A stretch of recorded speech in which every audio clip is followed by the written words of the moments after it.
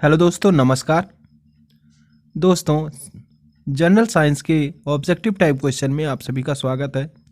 अगर अभी तक आपने हमारा चैनल सब्सक्राइब नहीं किया है तो प्लीज़ इसे सब्सक्राइब कर लीजिए, क्योंकि यहाँ पर आपको सभी विषयों का प्रैक्टिस सेट मिल जाएगा जो परीक्षा की दृष्टि से अति महत्वपूर्ण है। तो चलिए देर न करते हुए फटाफट क्वेश्चन शुरू करते हैं।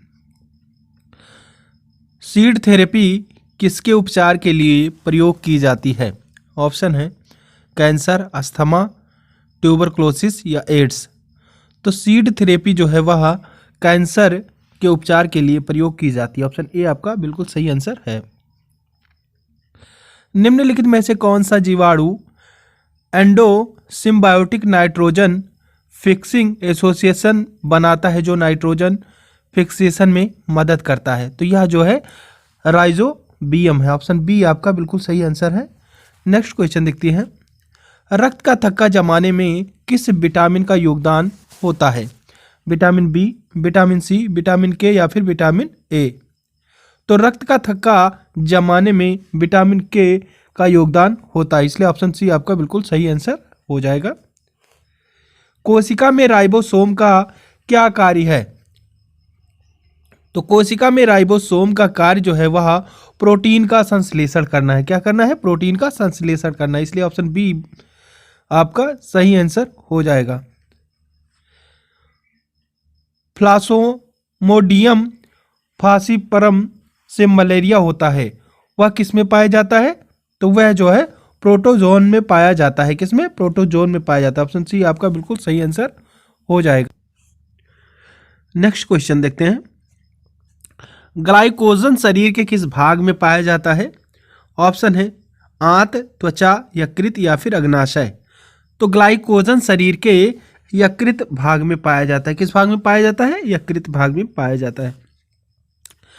हाइपोग्लाइसीमिया और हाइपरग्लाइसेमिया नामक शब्द निम्न में से किससे संबंधित है? तो यह जो है किससे संबंधित है? ब्लड शुगर से संबंधित है। संकल्प प्रोजेक्ट किस बीमारी के इलाज के लिए बनाया गया है? HIV, मलेरिया, TB या फिर कैंसर? तो संकल्प प्रोजेक्ट जो है वह HIV बीमारी के लिए बनाया गया था। ऑप्शन ए बिल्कुल सही आंसर हो जाएगा। कौन सा संगठन लुप्त होती प्रजातियों के लिए रेड लिस्ट जारी करता है? ऑप्शन है United Nations environment programme, world wide fund for nature, international union for conservation of nature या फिर वर्ल्ड कंजर्वेशन मॉनिटरिंग सेंटर। तो इसका जो राइट आंसर हो जाएगा international union for conservation of nature हो जाएगा। नेक्स्ट क्वेश्चन है। वह पौधे जो अत्यधिक नमक वाली मिट्टी में उत्पन्न होते हैं क्या कहलाते हैं? तो वह जो है हेलोफाइटा कहलाते हैं। क्या कहलाते हैं? हेलोफाइटा कहलाते हैं। पांडा भी उसी कुल का सदस्य है जिसका कि बिल्ली, कुत्ता, खरगोश या फिर भालू? तो पांडा भी उसी कुल का सदस्य है जिस कुल का जो है भालू होता है। ऑप्शन डी आपका बिल्कुल सही आंसर हो जाएगा। विकास का मुख्य कारक है प्राकृतिक वर्ण, उत्परिवर्तन, हासिल किए हुए गुण या फिर लैंगिक जनन? तो विकास का मुख्य कारक जो है वह प्राकृतिक वर्ण हो जाएगा। ऑप्शन ए आपका बिल्कुल सही आंसर हो जाएगा। नेक्स्ट क्वेश्चन है। पेरिपेटस किनका संयोजक है? एनेलिडा व आर्थ्रोपोडा, मोलस्का व आर्थ्रोपोडा, सरीसृपों व स्तनियों, चपटे कृमि व एनेलिडा? तो इसका जो राइट आंसर होगा यानी पेरिपेटस किसका संयोजक है? तो यह जो है एनेलिडा व आर्थ्रोपोडा का संयोजक है, इसलिए ऑप्शन ए आपका बिल्कुल सही आंसर हो जाएगा। नेक्स्ट क्वेश्चन है। आर्कियोप्टेरिक्स किनका संयोजक है? पक्षियों स्तनियों का, सरीसृपों स्तनियों का, उभयचरों व सरीसृपों का या फिर सरीसृपों व पक्षियों का? तो आर्कियोप्टेरिकस जो है वह सरीसृपों व पक्षियों का संयोजक है। किसका? सरीसृपों व पक्षियों का। ऑप्शन डी आपका बिल्कुल सही आंसर है। नवडार्विनवाद के अनुसार कौन सा कारक जैव विकास के लिए जिम्मेवार है? तो यह जो है लाभदायक भिन्नताएं होंगी, उत्परिवर्तन होगा, उत्परिवर्तन व प्राकृतिक चयन होगा या फिर संस्करण होगा। तो इसका जो राइट आंसर हो जाएगा उत्परिवर्तन एवं प्राकृतिक चयन। जीवों में आनुवांशिक विभिन्नताओं का मूल स्रोत होता है प्राकृतिक चयन, हार्मोन्स का प्रभाव, लैंगिक जनन या फिर उत्परिवर्तन। तो जीवों में आनुवांशिक विभिन्नताओं का मूल स्रोत उत्परिवर्तन होता है। क्या होता है? उत्परिवर्तन होता है। नेक्स्ट है, जैव विकास के संदर्भ में सांपों में अंगों का लोप होने को स्पष्ट किया जाता है उपार्जित लक्षणों की वंशागत से, अंगों का उपयोग तथा अनुपयोग किए जाने से, या बिलों में रहने के प्रति अनुकूल से, या फिर प्राकृतिक चयन से। तो जैव विकास के संदर्भ में सांपों के अंगों का लोप होने को स्पष्ट किया जाता है अंगों का उपयोग तथा अनुपयोग किए जाने से। ऑप्शन बी सही आंसर हो जाएगा। जेनेटिक इंजीनियरिंग में निम्न में से किसका प्रयोग होता है? राइबोसोम, फ्लासिस्टिड, फ्लास्मिड या इनमें से कोई नहीं। तो जेनेटिक इंजीनियरिंग में फ्लास्मिड का प्रयोग होता है। किसका? फ्लास्मिड का। ऑप्शन सी आपका बिल्कुल सही आंसर हो जाएगा।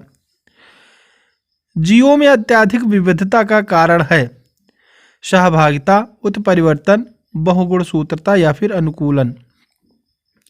तो जीवों में अत्यधिक विविधता का कारण जो है उत्परिवर्तन हो जाएगा। क्या हो जाएगा? उत्परिवर्तन हो जाएगा। ऑप्शन बी बिल्कुल सही आंसर हो जाएगा। नेक्स्ट है, अधिरक्तस्राव है एक प्रदूषण घटित रोग, एक आनुवांशिक विकर, एक विषाणु घटित रोग या फिर एक जीवाणु घटित रोग। तो अधिरक्त स्राव यानी अधिक रक्त का स्राव कब होता है? तो एक आनुवांशिक विकार है।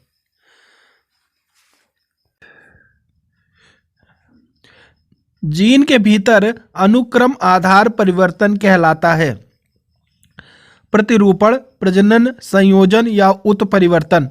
तो जीन के भीतर अनुक्रम आधार परिवर्तन उत्परिवर्तन कहलाता है। ल्यूकोमिया एक प्रकार का कैंसर है जिसमें असाधारण बढ़ोतरी होती है श्वेत रक्त कोशिकाओं की संख्या में, अस्थि कोशिकाओं की संख्या में, प्लेटलेट की संख्या में, लाल रक्त कोशिकाओं की संख्या में। तो ल्यूकोमिया एक प्रकार का कैंसर है जिसमें श्वेत रक्त कोशिकाओं की संख्या में बढ़ोतरी होती है। मानव रक्ताधान के लिए कौन सा रक्त समूह सर्वाधिक दाता है? ओ, बी प्लस, ए प्लस या फिर ए बी। तो मानव रक्ताधान के लिए ओ समूह का रक्त जो है सर्वाधिक दाता होता है। ऑप्शन ए आपका बिल्कुल सही आंसर हो जाएगा। अंगुलियों के निशानों की बहुरंगीय सतह पर उभरने हेतु निम्न में से क्या प्रयुक्त होता है?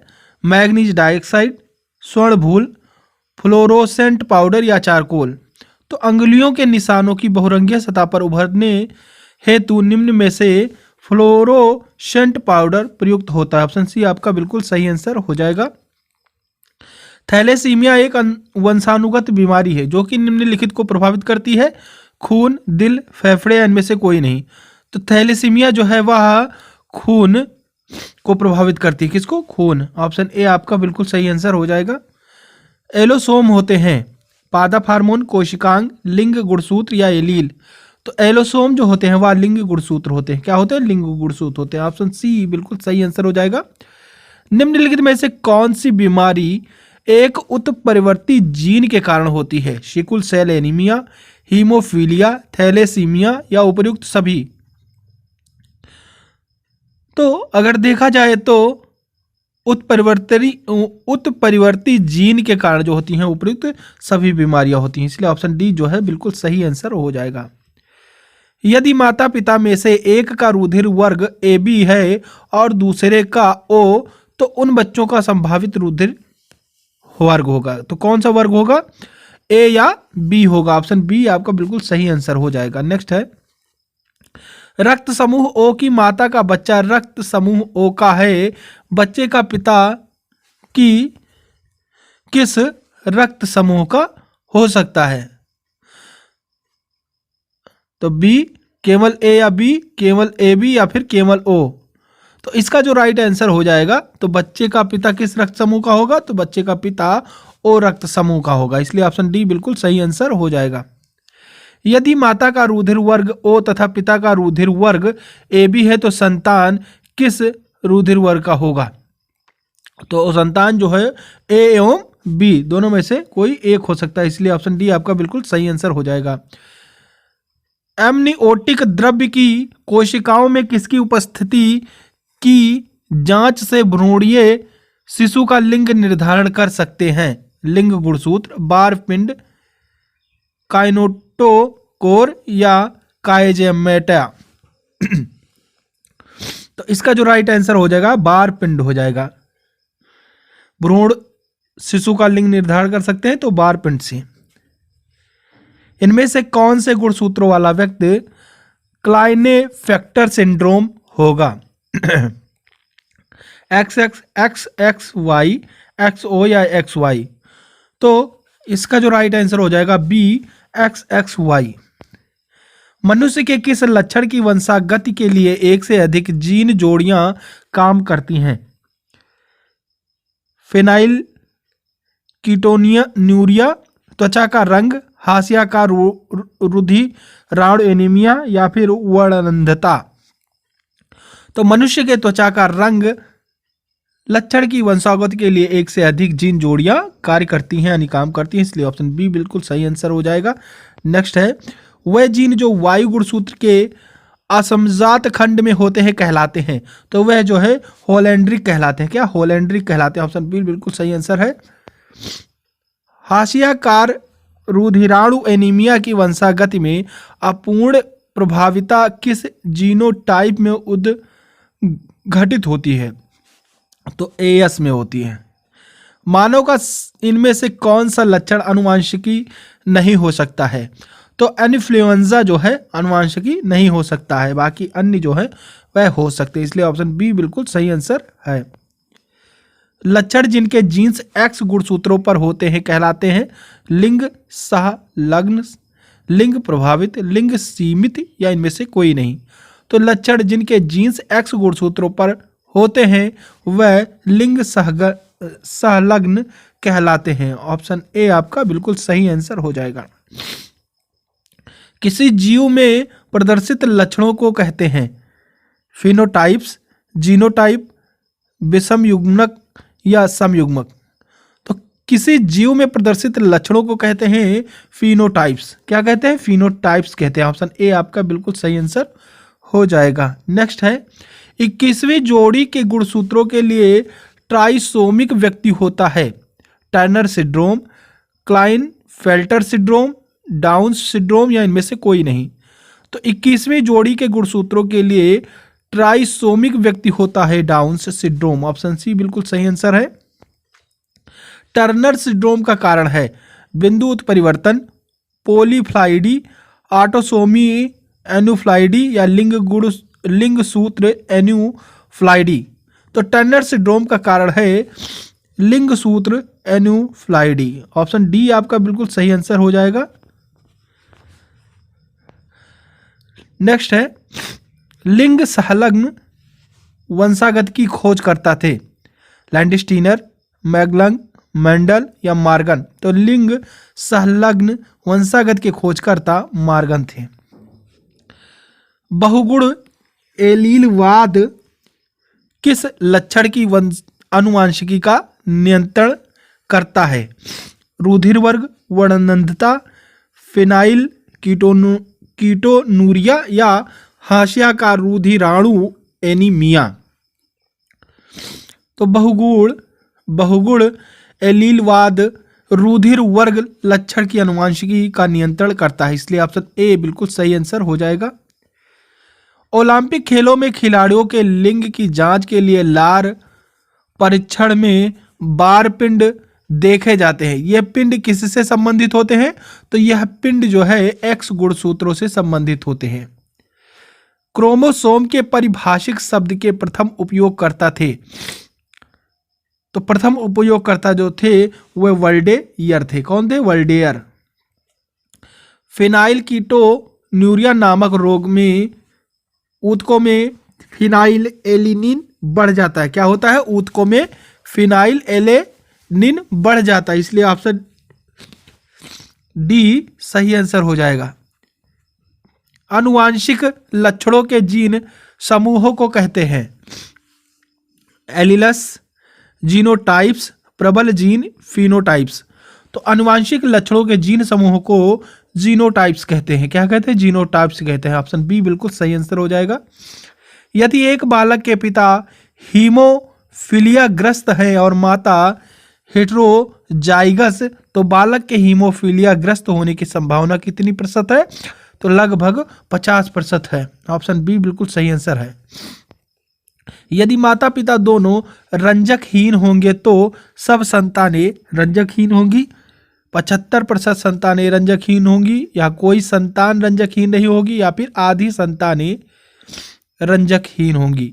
तो यदि माता पिता दोनों रंजकहीन होंगे तो सभी संतानें रंजकहीन होंगी। ऑप्शन ए आपका बिल्कुल सही आंसर है। किसी व्यक्ति का रुधिर वर्ग किस पर निर्भर करता है? लाल एवं श्वेत रुधिराणुओं की संख्या पर, लाल रुधिराणुओं की आकृति पर, हीमोग्लोबिन की उपस्थिति पर, या फिर व्यक्ति में उपस्थित जीन्स पर। तो किसी व्यक्ति का रुधिर वर्ग किस पर निर्भर करता है? तो व्यक्ति में उपस्थित जीन्स पर निर्भर करता है। ऑप्शन डी आपका बिल्कुल सही आंसर है। ऑटोसोम होता है, तो ऑटोसोम लिंग गुणसूत्र के अतिरिक्त कोई भी अन्य गुणसूत्र ऑटोसोम होता है। ऑप्शन ए सही आंसर हो जाएगा। तो आज के लिए बस इतना ही। नेक्स्ट प्रैक्टिस सेट देखने के लिए आप हमारे चैनल को सब्सक्राइब कर बेल आइकन प्रेस कर दें, जिससे कि हमारे वीडियो डालते ही आपको नोटिफिकेशन मिल सके। तो चलिए, थैंक यू। जय हिंद, जय भारत।